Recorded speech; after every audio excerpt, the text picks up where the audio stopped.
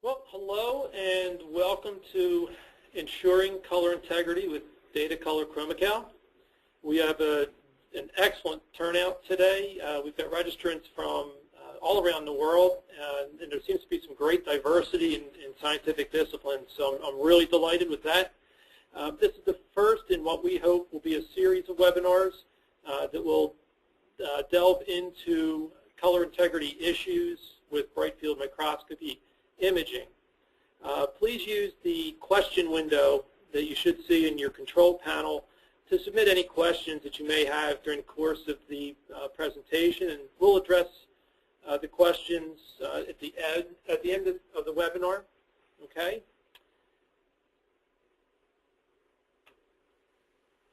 So my name is Mark Clymer. I'm Director of Marketing for the ChromaCal business at Datacolor. We have a guest speaker today. I'm delighted that Eduardo Rosa Molinar is joining us from University of Puerto Rico. I'll introduce him in a moment. I have two additional colleagues that are joining me. Mark McNulty is the General Manager for the ChromaCal business at Datacolor, and we also have Dr. Hong Wei is our Senior Optical Engineer for ChromaCal. So today's topics that I'll be covering during the webinar is why calibrate color in brightfield imaging, so you get an understanding as to why we want to do this and sources for the color variability in our images, the color management challenge that we face as scientists and as color scientists. And then also I will present to you ChromaCal, our color calibration system, and a demonstration of that towards the end of the presentation. So Dr. Molinar is an Associate Professor of Integrative Anatomy and Neurobiology in the Department of Biology at the University of Puerto Rico, Rio Piedras. He's also Adjunct Associate Professor of Neurobiology in the Institute of Neurobiology at the University of Puerto Rico Medical Sciences. Dr. Molinar is active in numerous societies and scientific organizations and participates in a variety of capacities within these groups. His research is in the area of circuit neuroscience and nanoneuroscience. His laboratory seeks to decipher the neurocircuitry of innate behaviors, such as behaviors that are hardwired into the nervous system.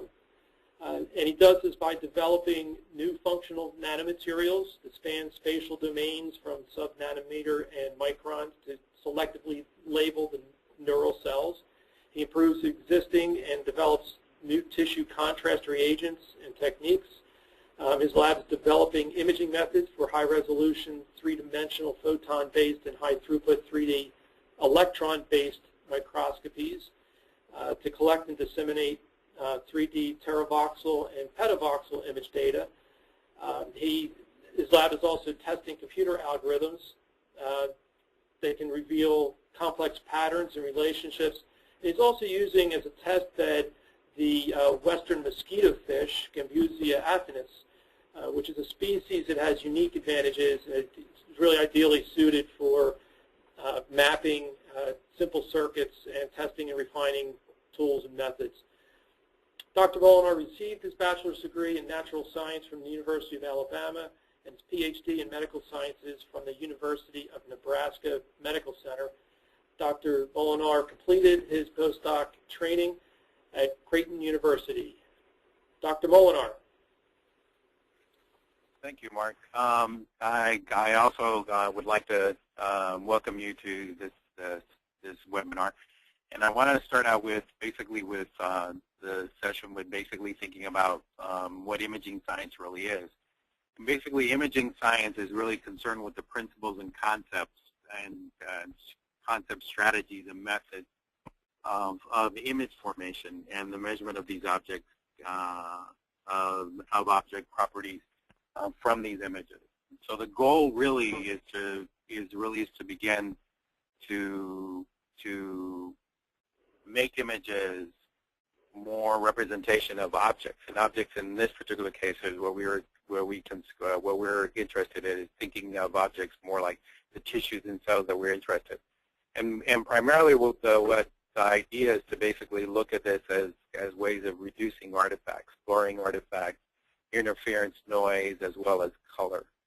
So if you look at the second slide, what you actually start out with is basically an interesting concept that we've been thinking a lot about in our lab. I'm traditionally trained as an electron microscopist. And one of the things that in electron microscopy that we are really aware of is basically where the artifacts are introduced into the system all throughout, everything from specimen preparation all the way through the image acquisition. So when you look at tissues, you basically are looking at the sample volume interaction or the object interaction volume. And what's intriguing about this is that actually influences the image and the output that you basically look at. And in light microscopy, people are becoming much more aware of about the object interaction volume, basically between the interaction between the photons in the specimen, and basically the way the specimens are prepared and how images actually can be distorted, and you can get shifts in color, and that actually leads to a difference in the way that images are interpreted. One of the interesting things about this new technology that is being developed by Datacolor is that it allows you to actually come up with reference points, and it's an interesting way of actually thinking of now having a reference point or a standard that can be used in a laboratory, and that other laboratories can actually use to replicate the images that are actually acquired. And you would have a better way of comparing these data sets. And so what I'm hoping that what Mark will do today is actually to introduce you to this technology and actually give you the perspective of that. One of the main things that we really have to do in this new field of imaging science is really to come up with reproducibility in ways in which we can actually look at the same data sets and the same images. So with that, I will leave you, Mark. Thank you, Dr. Molinar. I appreciate it. And I think that's an excellent introduction into what we'll be presenting today and discussing. And probably the first question is, Dr. Molinar presented that there's artifacts in what we're looking at. We don't want to necessarily perpetuate those through our imaging, but when you take a look at bright field images, there's numerous examples of color variability, even poor quality images that we see in bright field microscopy. These are samples that I've pulled off the web, but you can find them also in both electronic and in print journals, and even the next time you're at a scientific meeting, you'll see them there as well. But the answer really to why calibrate for microscopy is simply because the color is so variable, and this is something we want to control for. So why is color so variable in microscopy imaging? Well, today, for example, it's very difficult for scientists to manage color. There's really no standard solution for scientists to use or to follow. There are protocols in existence. Most labs have them, but they aren't always applied consistently. For example, simply adjusting the condenser aperture when you're changing objectives in order to match the numerical aperture. Or how to manage the light intensity, and I'll get into that a little bit further later. There's an overall lack of standardization in imaging and color management for scientists to follow as well. Both camera and microscope manufacturers offer their own approaches, but they can't account for all sources of color variability, and there's there's still no industry standard for how to do this. As a result, many researchers will turn to various software tools like Photoshop to adjust color, but this is a highly subjective approach. I ask you, why would you spend so much time on your science only to manipulate your images in a software tool that's not intended for science? There really hasn't been an objective scientific solution for researchers that works across platforms, not just within, on one camera or on one microscope, but really any combination of camera and microscope. So let's take a look at the imaging process for sources of color variability and some opportunities where we can control for this variability. So the ultimate goal here in the imaging process is the end game is to evaluate and analyze your image. This is a representation of your scientific endeavor, your experiments, and the color as we perceive it is data. So we want to always consider the color as data. But really anywhere along this continuum you can have color introduced or artifacts may be enhanced at any point. If we take a look at the microscope setup, the light source is something that varies between different microscopes and is obviously a source of color within your system. Cameras vary by quality of the camera, the different technologies, and the way that these technologies are managed and controlled. So although a camera may attempt to capture and reproduce the color it sees, really cameras don't do it all that well. There's various software that is available for acquisition, also for viewing and for some downstream processing, in which some of these features that are included within the software may actually alter the color in your image in a very uncontrolled manner.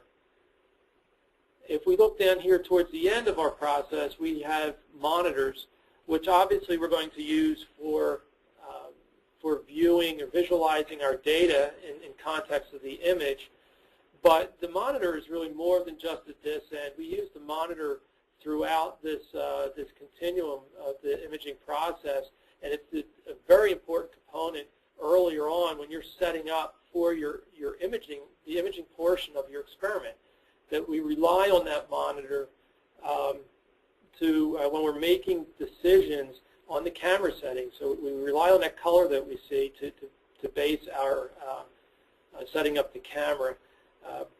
So with all of these considerations, it's really not surprising to learn that images are going to lack color integrity, and it's very easy at any point here to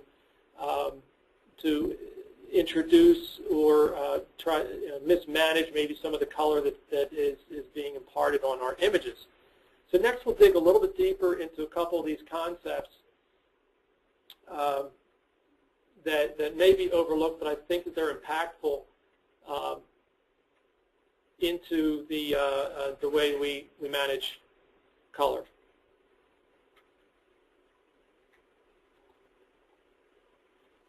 Okay, so for example, let's take a look at light sources, and we know that they vary in technologies, and I'll go over the couple major technologies, but they differ in spectral output, so the amount of color that they're able to produce, which lights our specimen and then is captured then by the detector, the camera.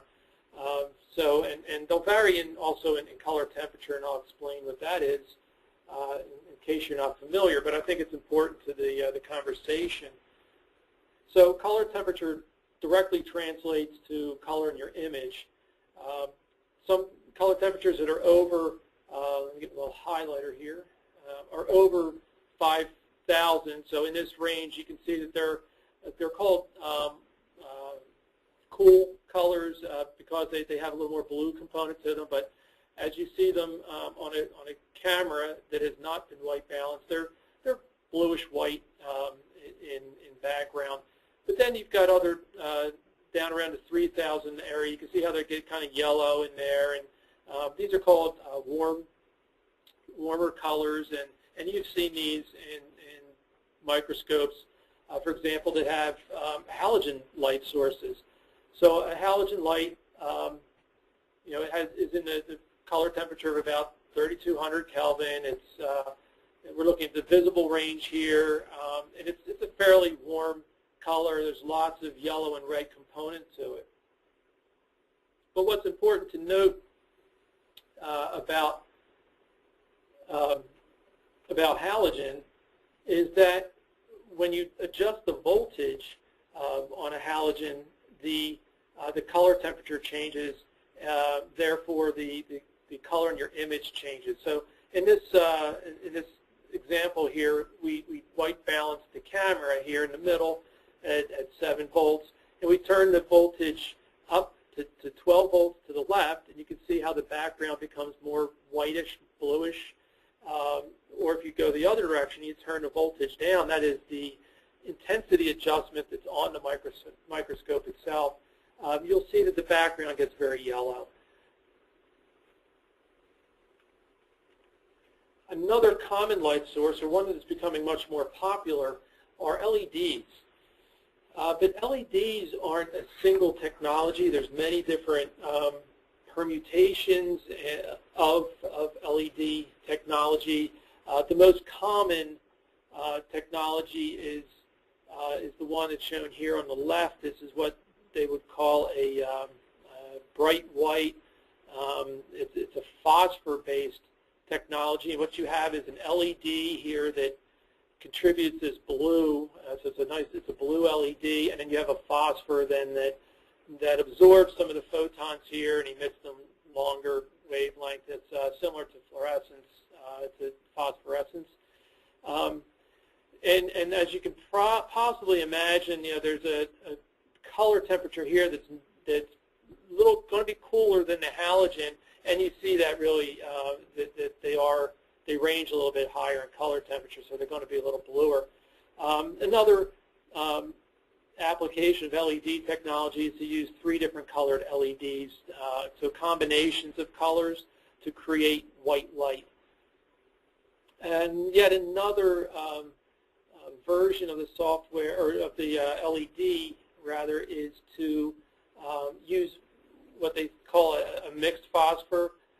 So here you would have maybe a shorter wavelength of LED, and then that energy is absorbed and emitted. It's the yellow line here that we're looking at is the LED, and it's trying to mimic the pink line behind it, which is a halogen lamp. Okay, so you can see that there's varieties of ways to adapt the light source and control that. But you can also see that with so many different varieties, it's very easy to have different colors within your images. So how can you control the illumination color?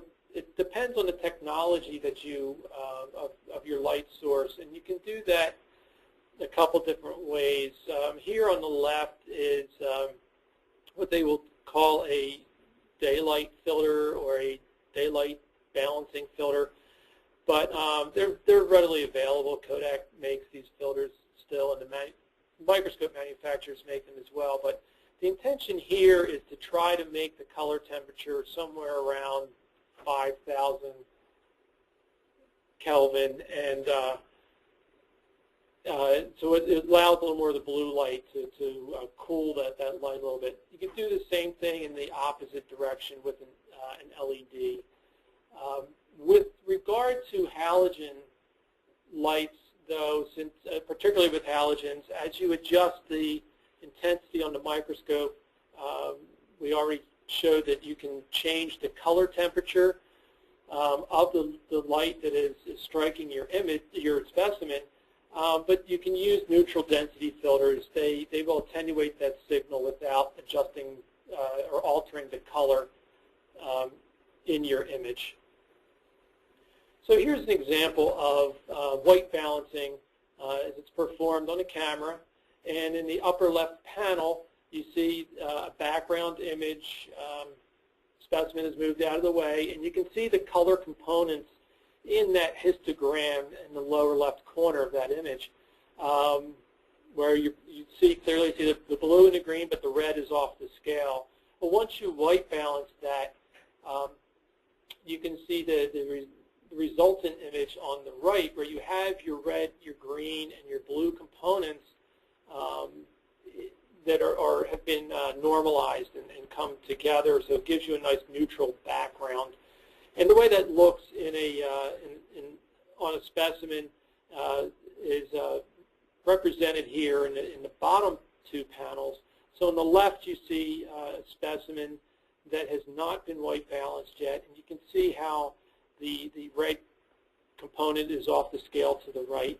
And then once it's white balanced, you can see that all three components are on scale. So if we shift and take a look at monitors, it's really easy to see how variable they are. And all you need to do is visit a computer or television store. The variability exists not just between manufacturers, but you also see the variability even within that manufacturer's product line.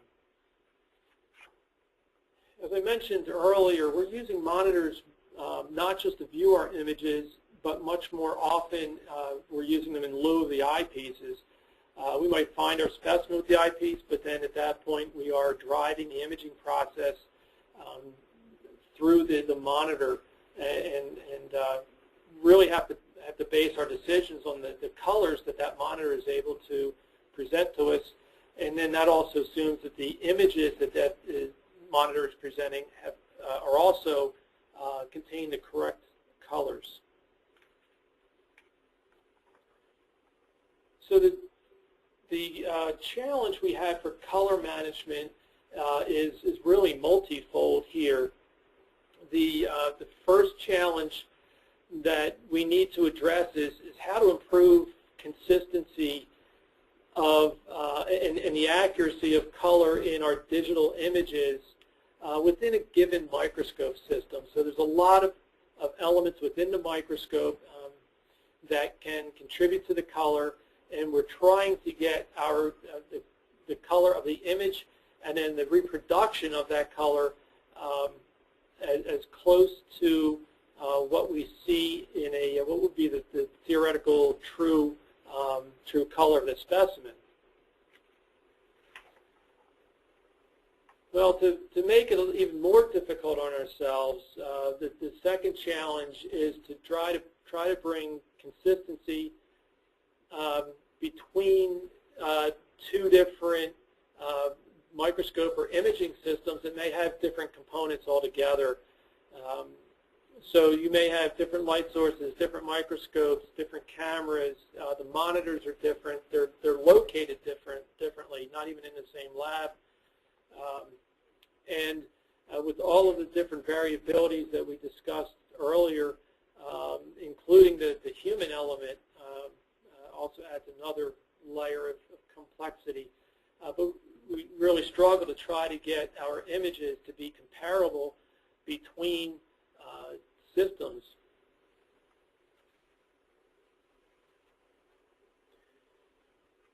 So ChromaCal presents now a solution to color management that will help us control the color from your imaging system, so your microscope and your camera, and as well it builds in the color reproduction aspect of that image so that it is displayed correctly, so that you can visualize the colors as on the monitor as they are intended, so that your images match much more closely between what you see on the monitor and what the true color is of a specimen. So what's ChromaCal and how does it address these color challenges that we just outlined? Well, ChromaCal is it's a color calibration system. It integrates into your existing imaging workflow to improve and standardize the color in your bright field images. And there's 3 easy steps to this, to ChromaCal: capture, calibrate, and communicate. And I'll show you, describe each one of these in the next slides. So in the first step, you would capture your specimen images as you usually do and following good microscopy practices. So we don't ask anything additional here, except that you would then capture an image of the calibration slide itself. This image of the calibration slide you can consider a color fingerprint of your imaging session. And I say session because each time you may start the microscope or start a session, there might be something slightly different, but it captures, a fingerprint of that session. You can see here in this blow-up of the calibration area on the slide 2 matrices, 2 color matrices. Each of these color circles has a defined and measured optical characteristic, and that corresponds to a serial number on each of these slides. And the reason why we have 2 matrices here is to make it easier for you to capture an image of the calibration slide without having to change the magnification or your objective. So you would just simply use whichever objective you had been in capturing your specimen images.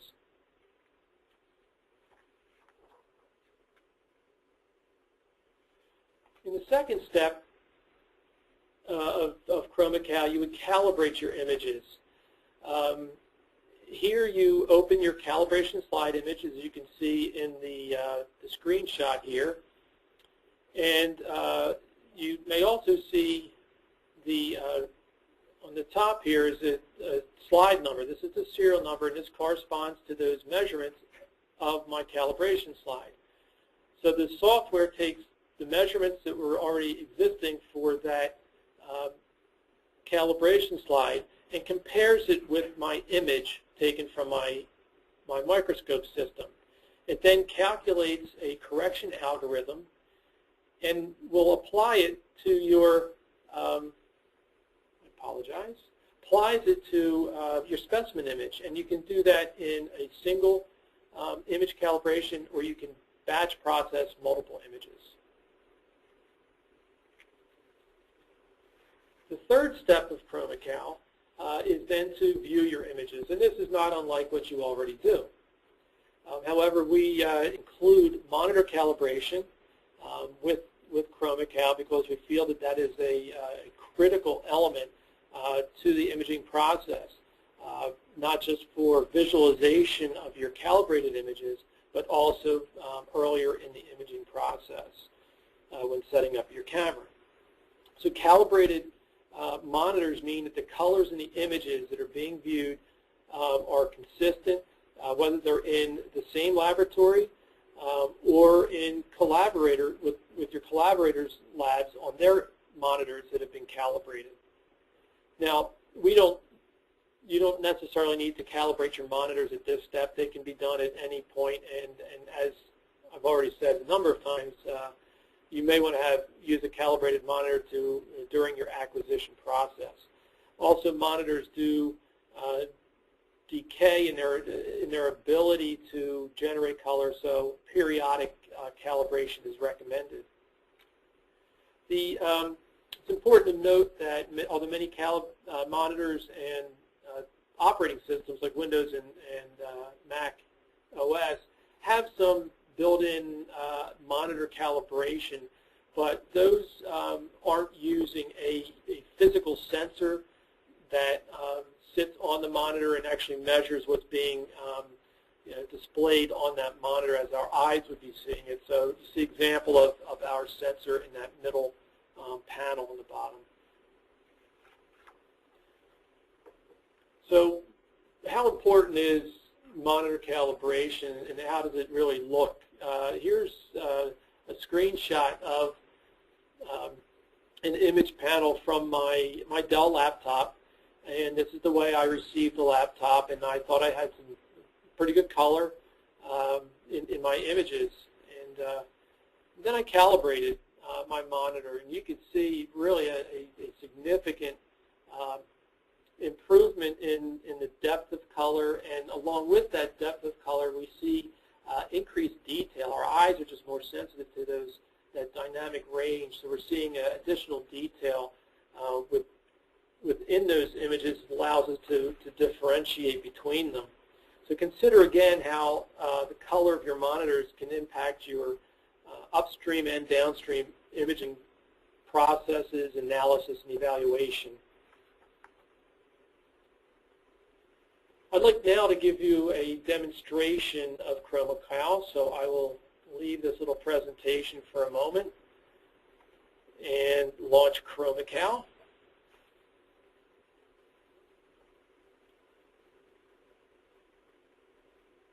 Okay, so I'm ready to load in a calibration slide. So I will open the calibration slide. And I have one here, so I will open that. And there's my slide. That's about what it would look like when it comes into the software. So we have some tools here to adjust the orientation if I need to flip it left or right, or up or down. But we do have an orientation. We like to put the white circle down here, and there's a white corner marker to help us remember that, and the green one in the upper left. I'm already in that orientation, and then I can just, we call it snapping, but it's zooming in. So we just zoom in that quickly, and I'm ready to go. So the software already knows my calibration slide number. It just read the measurements off of this image. It now knows the color fingerprint of that imaging session, the microscope and the camera combination and lighting that I used. Next, I can choose then to open a single image to calibrate, or I can batch process. I will choose open a single image, and I will come in here and just choose an image. And we are able to accommodate both JPEG and TIFF files.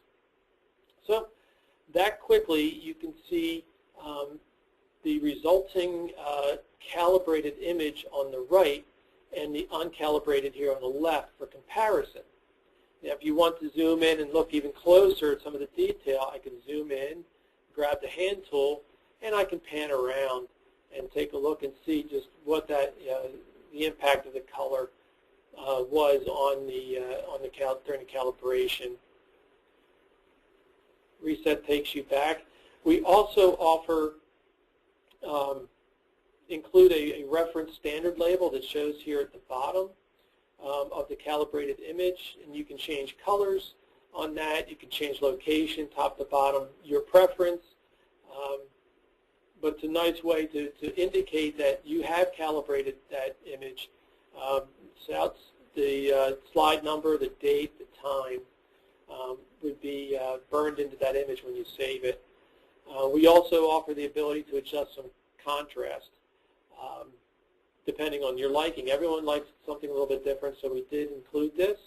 The way that we perform contrast is that we do not alter the relationship between your red, your green, and your blue in your image. We maintain that relationship, the linearity throughout the contrast range. And when you save your calibrated image, it's important to note that we save a copy of your original image. We never touch the original image that is preserved. So instead, we save a copy, and within that copy is the metadata that describe the calibration process. So I will now demonstrate what batch processing would look like. And this is a great way to, it becomes a productivity tool, allows you to process a number of images very, very quickly. So when you open up a folder, ChromaCal will load in any image, TIFF or JPEG, that has not already been calibrated. And you can go through the process of zooming and panning to explore your images. You may adjust the contrast individually for the images, and then those individual adjustments will be saved with the calibrated images. So you can preview each of these as you like. And if once everything is the way you like the image, you just choose Process. In this case, I hadn't chosen a place to store my images, so I will choose one quickly. And then Process, and it takes control and it moves through fairly rapidly of your images. So it's a great way to standardize the color in your images very quickly. Also, with the calibration, we also perform a white balance function that even further ensures consistency in the colors. So I'll show then also how we view our images, and I'll go right to where I just saved those. So these are those images I just calibrated. If you've noticed, here's the reference label is on that. There are no changes you can make at this point, only zooming and panning. But here in the bottom is the metadata that is saved. So this is a great way to refer back at some of the settings and even the version of the software that was used. So it's very useful for traceability in your images. Okay, take this back to our presentation. So really the proof is seeing images that would appear off of different microscope systems. So here I have the same specimen on 3 different systems. It's 2 different microscopes, 2 different cameras, and hence with 2 different cameras, 2 different manufacturers of cameras, and 2 different softwares that were used. So what we're showing here in the before calibration, this is our raw image, but you can see how variable those images are between each of them. Well, here is the, for comparison, here are the calibrated images. You can tell they're calibrated because I left my reference label on here. But now you can see how comparable these images are and how much better the color is versus the raw or the original image.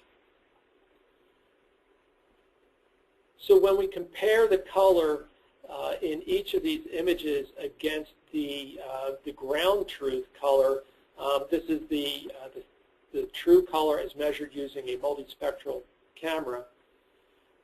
We're able to use a metric called DeltaE, and what DeltaE tells us is the relative similarity between colors. So the lower the DeltaE, the more comparable, the closer the 2 colors being compared actually are. So here you can see each of those individual images compared to the true color, and their average DeltaE is relatively high at 8. But after calibration, you can see that our metric, our DeltaE, is much lower and really significantly improved, which is a statement of color accuracy between our systems.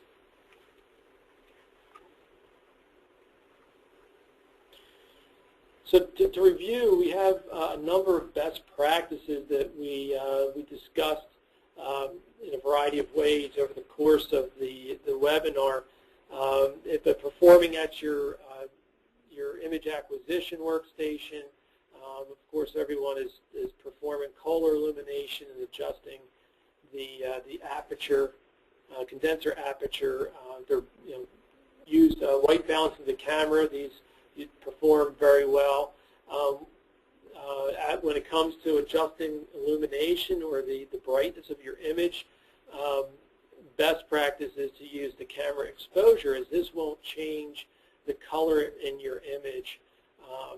You may change the color if you are adjusting the intensity of the illumination on the microscope. Also, turning off color correction that may be in the acquisition software, because this can alter the relationship between your color components, your red, your green, and your blue. As I mentioned, with ChromaCal, we always make a copy of the original file, and this is absolutely a best practice. Always make a copy of your original. You may have to go back to that original or provide it, possibly if requested by a reviewer. It also, by having the original, gives you the opportunity to make another copy and try some additional adjustments. Color calibrate your monitors. This is becoming absolutely a best practice. Just take a look around your laboratory and look at the difference of the colors on the monitors. Color calibrating your images, as I think I've demonstrated, is a new best practice as well. It's simple to do, it's reproducible, and it brings a level of confidence in the image quality that follows a scientific approach. And avoid your photoshopping, any post-processing modification using something like Photoshop, because that's very difficult to control, especially if you're going to try to then do some evaluation and analysis of your image. So ChromaCal utilizes a color standard slide to capture a color fingerprint of your imaging system, and then it applies a correction algorithm to calibrate your images. This is an objective and scientific approach to deliver color consistency in your images for greater comparability and a more reliable evaluation of your images. ChromaCal now sets the bar for color standardization in digital bright field imaging. I'd like to thank Dr. Molinar for his introduction and the words that he contributed to color in imaging science. I'd also like to acknowledge Jerry Sedgwick for some of his work, and I borrowed some of his images. And here at Datacolor, we have a tremendous group of people, and I'm not going to identify each one individually, but everyone's contributed to this this terrific product. And certainly moving forward, we are invite feedback and to continue to evolve this product for scientific use. This concludes the presentation, but before we get to the questions you've submitted, we'd like to offer the opportunity to provide on-site demonstration or an on-site seminar using your own images or images from your colleagues. We'd be happy to talk to anyone. If you're interested in a seminar or an on-site demonstration, please contact me directly at mclymer@datacolor.com. So now we'll take any questions that that came in. Are there any questions?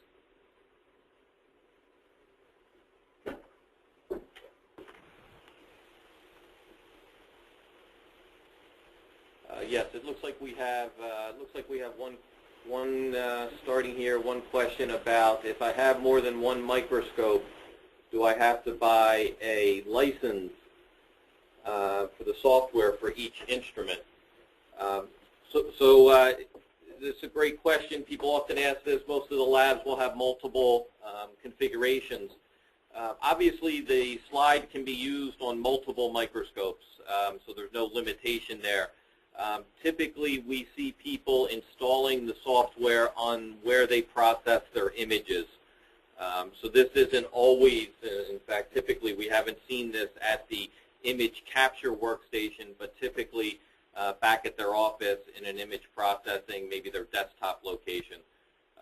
But anywhere the image calibration software would be loaded, there would be a license required.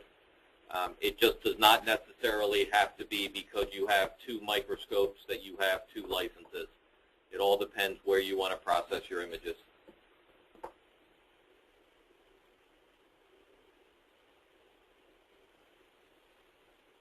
Are there any other questions? Yeah, there's another question about the platforms that are supported. Yeah, we thought it very important to be able to support a broad number of operating systems here. So yes, it does work both on Mac OS environments as well as Windows environments, Windows XP up to Windows 8.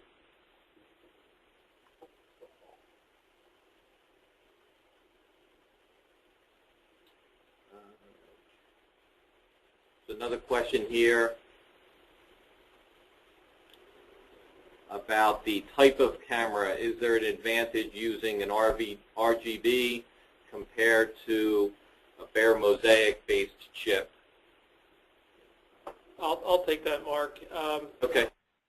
Just by the nature of the technology, an RGB camera will often give you slightly better resolution because you're using the same sensor. You're changing the filter in front, where a bare mosaic, in order to achieve the same type of resolution, often you have to shift the pixels, and you may have some registration issues. But with regard to ChromaCal and calibration, no, there's either camera would work for color calibration.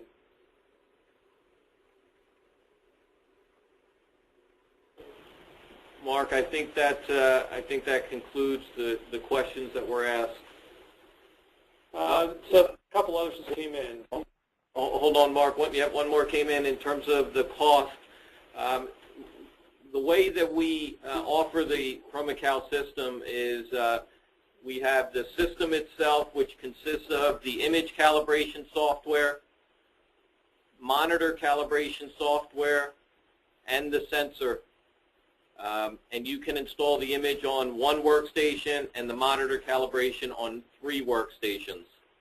So the cost of all of that combined is $995, and then separately you would need a slide, a calibration slide, and the cost of that would be $650. We also do, in some labs, we find that people don't do bright field imaging and would just like to calibrate their monitors. So we do offer the ability to purchase monitor calibration and the sensor. So both the software and the sensor for monitor calibration can be purchased separately.